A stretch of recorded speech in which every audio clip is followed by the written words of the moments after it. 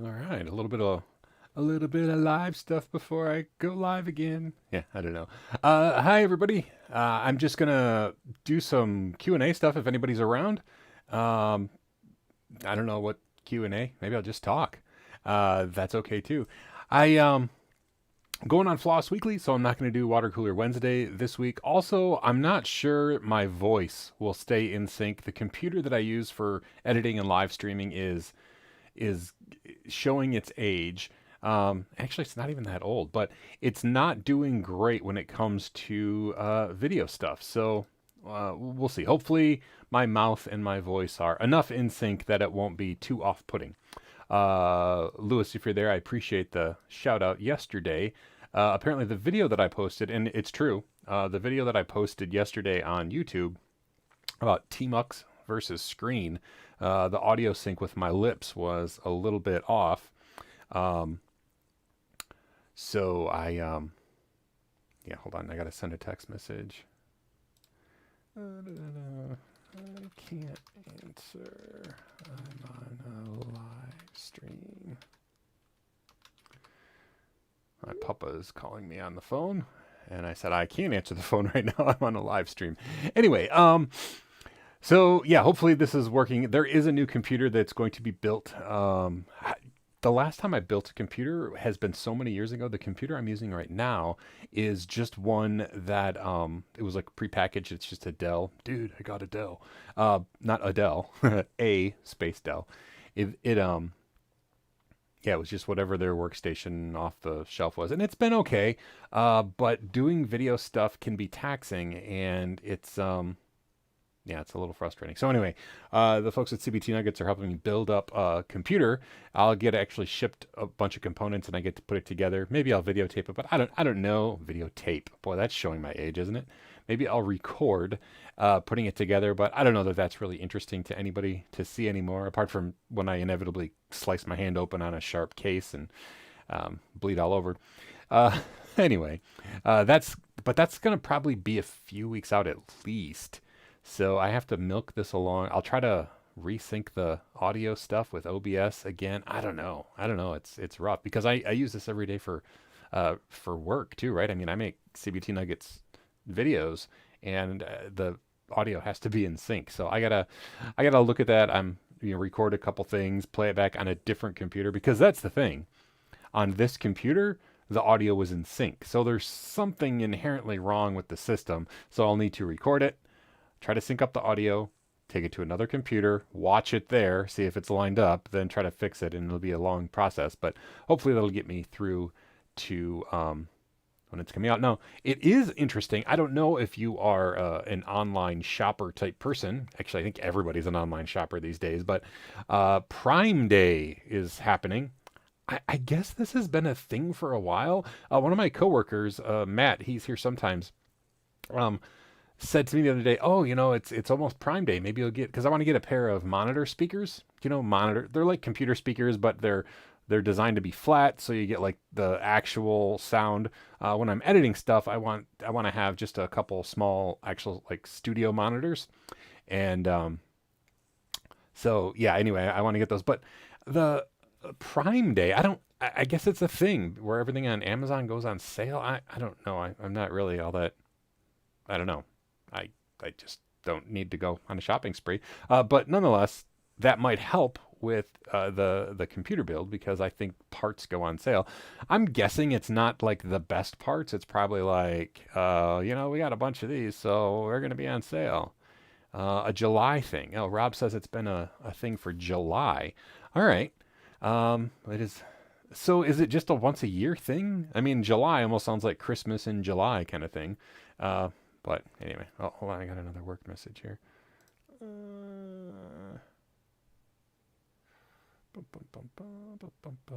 All right, yeah. Supposed to be the Christmas in July. So now it's 2020, right? So who knows what day or month or year it is anymore, except it'll forever be 2020, I think. All right, yeah, Prime Day. I hadn't heard of it, but I'm hoping that it helps with the build. How does it work? Is it like okay? Let me start over. Kyle, hi. Good to see you, man. Um, so Amazon bought Woot, and I used to attend. Do you attend a Woot off? I would always pay attention to Woot offs because I don't know why. You generally don't get anything great. Sometimes you get really good deals, but they're usually real good deals on things you really didn't need anyway. Uh, and then the bag of crap. I've gotten a bunch of bags of crap. If you're not familiar with Woot, I don't even know if you should look that up. But yeah. I've probably scored about 5 bags of crap in my time, and some of it is really crappy. Some of it is amazing. I'm trying to think. What do I have here that was in a bag of crap? I don't see anything. There's a little light switch that's actually in our bathroom. It's battery powered, and like the switch itself lights up, which seems cheesy. But then when the power goes out, it's nice to be able to have a like fake little switch to do it. Still do Woot offs. They steal the bags of crap. The other thing about, pardon me, bags of crap. I don't know. Ever since Amazon bought it, it feels a lot like Amazon, which is fine. I don't know. And bags of crap aren't like the same. Like there's different priced bags of crap now. I'm not really sure what that's all about.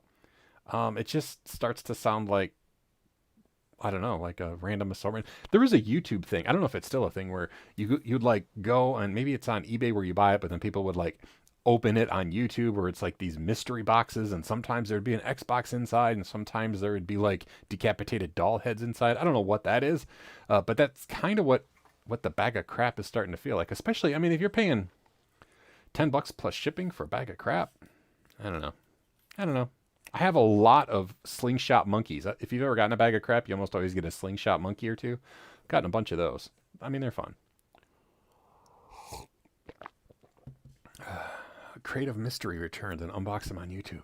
Yeah, I don't know. I mean, one, I think I don't know. Maybe if I didn't have a family and wasn't, like paying mortgages, plural, and all of those things, maybe I would feel a little better about buying just a mystery box and opening it on YouTube and see what's inside. But that just seems like a waste of money. Also, maybe I could be on the other end of that, right? And like start selling mystery boxes for like $500, and then include like this coaster and some Scotch tape. I could put a Petoskey stone in there. That'd actually be kind of cool. But yeah. Anyway, I don't know. It's weird. But that, I mean, okay. So YouTube channels, right? The reason I don't know if you follow me on YouTube. I guess this is on YouTube, isn't it? So the whole Team Awesome Sauce thing, I did that because my nieces and nephews would watch other kids play on YouTube. And well, there's nothing wrong with that. It seemed strange to me. And so I saw them, and sure enough, they're just watching other kids. They like have their tablet and they're watching other kids play with toys, or unboxing toys is another big one. Like another kid opens up a new toy and, oh, look what I have. And they're excited about that. So I did the Team Awesome Sauce thing because I wanted to just, I don't know, show them how to play. I don't know. Not if there's anything wrong with watching other kids play, but hey, maybe you could be part of it. Use your imagination.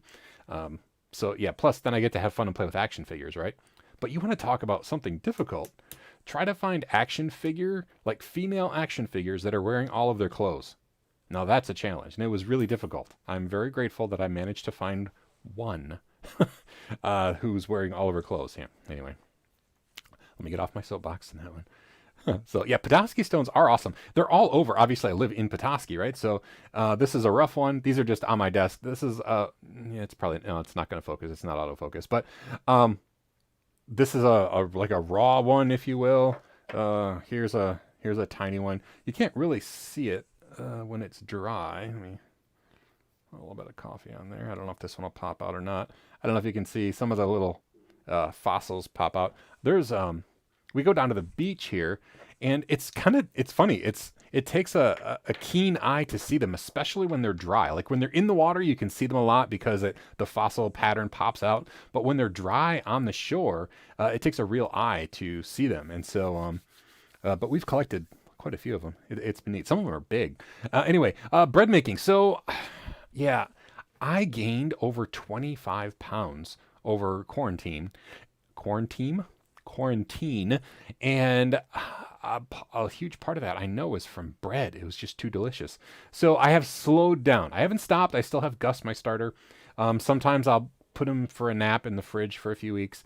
The other day, actually, I started making bread last week, and I made like 4 loaves. I don't know, pretty quick succession. I can't talk today. That's not good if I'm going to be on Floss Weekly. Anyway, it went so fast that we were out of bread and we didn't have any store bread. So I made some yeast bread for the first time in a long time. I made a couple of loaves of yeast bread. It was pretty good. I actually also dumped one of my starters in it. Like it was a unfed starter. Discard. Normally dump it down the sink. I thought, put that in the dough. It worked out. Less waste. But I haven't made it. I was making 2 loaves every single day for a couple months, and I'd give a loaf away and we'd eat a loaf, and yeah, and it's a butter delivery system, and that doesn't help either. So Rob, yeah, so one of your pastimes, I assume you mean finding Petoskey stones, not making bread. Do you have I'm not asking for your favorite spot, but do you have a spot that you go, or do you do it in Petoskey, or do you go in Charlevoix, or where do you have the most luck finding Petoskey stones? Also, it's interesting. You don't actually, like, if you were to put a Petoskey stone, like this raw one that I had found on the beach, if you put that in a rock polisher, it'll just turn to dust, right? I mean, they are sedimentary rocks or fossils, or I don't know what. I'm not a rock guy, but they're pretty crumbly. State park between Petoskey and Harbor. Oh, okay, Petoskey State Park. Yeah, that's a good place to go. A lot of shoreline there, that's for sure. Oh, Harbor Cove. I drive by Harbor Cove every day because my kids are all grown, but we have 2 exchange students, and they go to Harbor Light School, which is on the way to Harbor Light. And so I drive past Harbor Cove every single day. There's horrible construction there right now. But anyway, when you're polishing a Petoskey stone, you just have to use sandpaper and like polishing powder and stuff, but you don't actually put it like in a rock polisher because it'll just fall apart. So I don't know. They're interesting stones. It's neat to live in Petoskey, right? Because I mean, that's like, oh, that's where Petoskey stones are from, which makes sense. They're a neat gift to send to people all over the country. In fact, all over the world. In fact, I don't know how long you've been following my escapades online, but I have a Raspberry Pi co-located in, where is it? Is it in Sweden? Oh gosh, I don't remember where it is. Where does Edis? Let's see. It is Austria. Sweden. What was I thinking? It's in Austria. Anyway, I have a Raspberry Pi co-located in Austria. It was free for life, and it died. Like the SD card in it died, or the USB drive died, and it was offline for a long time. I tried to contact the company and say, hey, is there any chance, if I send something? And they said, yeah, just send a new USB drive and a new SD card, and we'll plug it in and boot it back up for you. I'm like, oh, that is amazing. And I sent it. And I included a Petoskey stone, like a pretty decent, nicely polished Petoskey stone, with a note like, hey, this is going to be unique because you can't get it anywhere over there. It's only here in northern Michigan, and actually a couple places maybe in Asia. But anyway, it's pretty rare for somebody in Austria to have one. And months went by and I didn't hear back. I didn't hear anything. I'm like, oh man.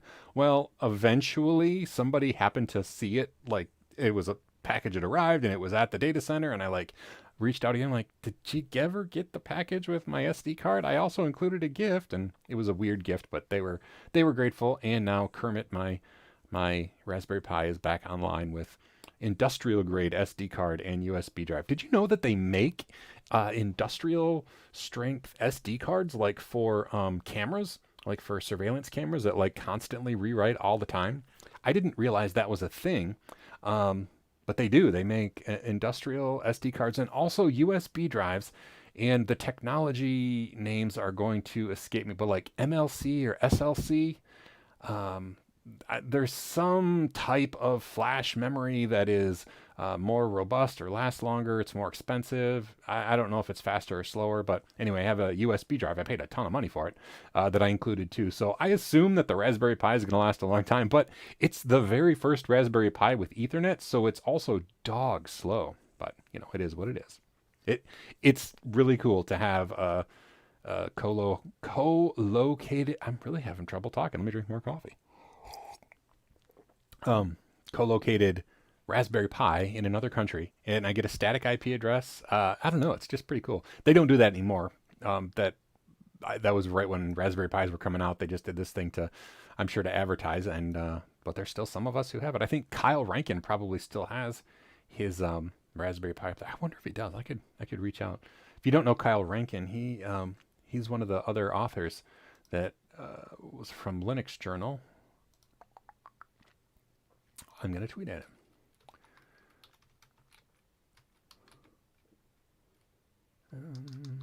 Maybe he's not Greenfly. Oh, he's just Kyle Rankin. Hey, man. Talking about our Colo R Pi deal on my live stream and wondered if yours is still alive. If he responds, I'll let you know. But what time? I guess, yeah, it's daytime over there in the West Coast. So maybe he'll reply. Oh, anyway, so yeah, today again I'm on FLOSS Weekly, so I'm just waiting for the Skype call. When that happens, I'll probably abruptly end the live stream. What's going on with everybody else? Here in the northern hemisphere, winter is approaching. That makes COVID that much more unsettling. I don't know if anybody's has like a winter plans, like what are you going to do for holidays? That's something that we haven't actually even talked about yet. Normally, we will go somewhere or family will come here for holidays, but I don't know. I mean, is that going to be frowned upon this year? And by frowned upon, I mean like by me, right? I'm high risk. I don't want to get COVID. So I don't know what's going to happen for holidays this year. CBT seen its subscriptions go away since COVID. I don't know all the details. I know that there's been a dip in, I don't know if it's a dip in revenue, a dip in growth. I'm really not an economics guy. CBT has felt a hit, and I don't know what that looks like on paper, but I know that there has been whether it's a decline in revenue or a decline in growth of revenue, or I don't even know what that means. But yes, we have felt that. And I think that the hope is it's going to start to go back to normal eventually. A lot of it, I think for CBT Nuggets, it's going to be, in the long term, it's going to be fine once everybody gets their bearings, because, I mean, we teach people how to do technology. Technology is going to be a huge part of everything as we go forward, especially if there's going to be more working from home. I think a lot of CBT Nuggets employees, I mean, obviously the trainers all are remote, but I think a lot of other employees are going to stay remote even after this is over. So that'll be interesting. I don't know all the details there because CBT Nuggets headquarters is over in Oregon. I live in Michigan. I've always been remote. I mean, I'm connected to the company, but I don't have the feel for what's actually going on from day-to-day basis, other than courseware and stuff like that. So, yeah, I don't know. Let's see, what else is going on? I'm going to start doing other stuff. So you mentioned CBT. I'm still working on the pen test course. It is kicking my butt. I'm not going to lie. It's not something that I've ever focused on in IT, the penetration testing stuff. If anything, I've been on the defense side as a system administrator. I've never been on the attacking side, so it's been a learning curve for me. But I don't like that as I'm working on the entire course, and I don't have any new content going out. So it's just, I mean, it's as if I'm not there. And then, one day, boom, the entire course with hundreds of videos or whatever will come out. So what I'm going to be doing now is I'm going to be working on at least two tracks at once. So I'll be working on pen test until that's done. But I'm also going to be releasing individual skills like Linux security stuff that'll go not in pen test, but Linux security stuff that's kind of standalone or in another playlist or course or whatever the terminology is for the CBT website. So yeah, I'm looking forward to that because, like I said, not releasing content for a long time is I don't know, it's kind of a bummer, I mean, you look at the CBT Nuggets website and sure, there's stuff for me there, but no new stuff because all the new stuff that I'm creating is on hold until the entire course is ready and it'll go out. And that's changed over the years too. We used to, we used to release even courses as they came out. But it was frustrating for somebody who wanted to study for, like for a cert, for a certification. It was frustrating because they would want to study and take the course.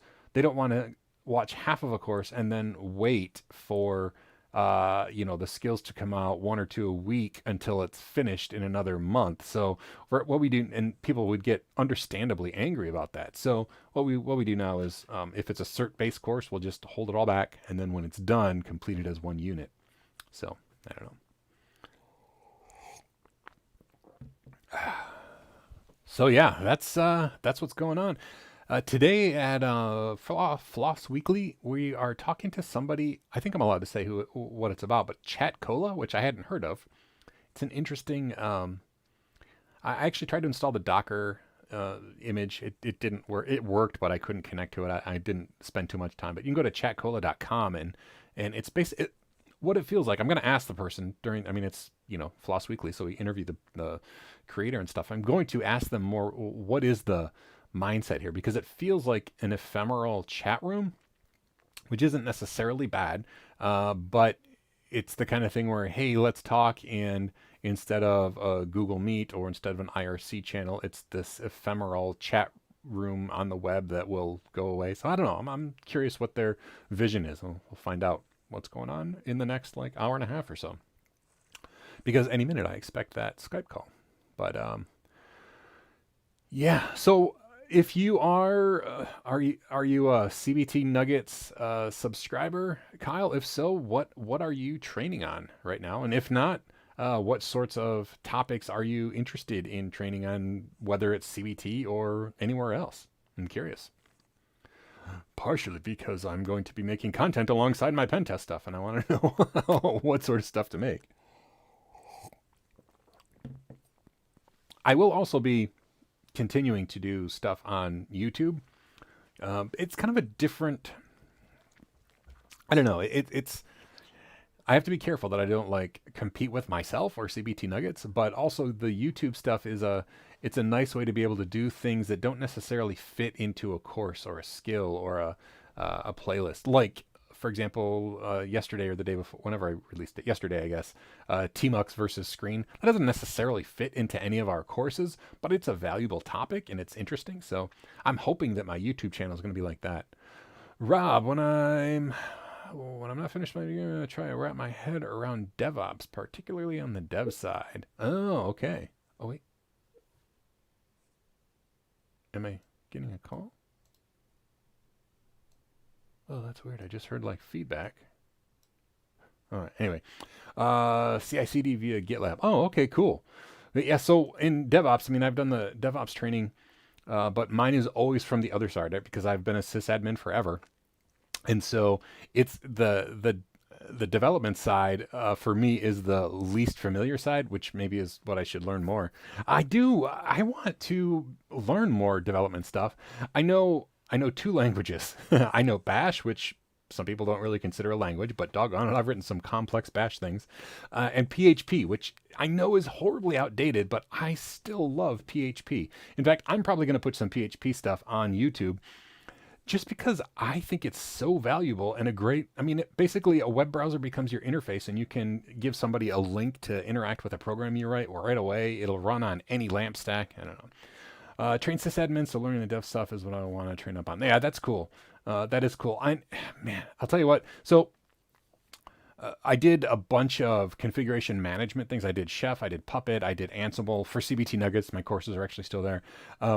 My favorite by far, hands down, no questions asked, is Ansible. I just loved Ansible because yeah, exactly. Ansible's awesome. And the reason I really liked it is because it thought like me, right? It thinks kind of like I do. It uses SSH. It doesn't use a client. I mean, I really, really like Ansible, but it's the least development stuff, right? I mean, it's because it's I don't know, it feels like a bash script on steroids or something, or like a bash script that somebody wrote correctly. So yeah, I really, really like Ansible. Yeah, it is agentless. It talks to everyone, and you can use there's even more. So when I did the Ansible training, there was, you could, I think it was raw. It's been a while now, but you could use like the raw module. I don't remember exactly. It in my brain is, gears are grinding in there, where you could actually send commands directly to the command line. But now there's a more robust way to handle things that don't have Python installed remotely. You can actually do some more things. For example, like connecting to smart devices, or in my case, it was Bitcoin miners at the time. Embedded devices that don't have Python, but you can SSH to and do things on the command line. Yeah. Oh, Ansible's awesome. I'm a big Ansible fan. Yes, the modules now are far more robust than they were. I maybe should look into it. I'll like it even more.